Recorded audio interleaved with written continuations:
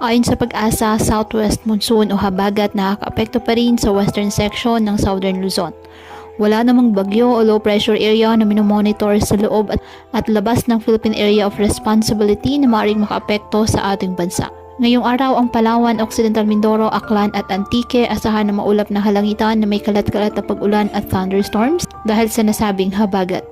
Ang Metro Manila, Cavite, Laguna, Batangas, Zambales, Bataan, the rest of Mimaropa at the rest of Western Visayas bahagyang maulap hanggang sa maulap na halangitan with isolated rain showers or thunderstorms dahil pa rin po sa habagat. Apektado naman ng mga localized thunderstorms ang nalalabing bahagi ng ating bansa. Kaya patuloy pa rin po natin na pinag-iingat ang ating mga kababayan sa banta po ng mga posibilidad ng pagbaha at pagguho ng lupa lalo na kapag may malalakas na ulan at ugaliin po na magdala palagi ng payong o kahit anong panangga sa ulan sa tuwing lalabas po ng ating mga tahanan. At yan po muna update sa lagay ng panahon ngayong araw.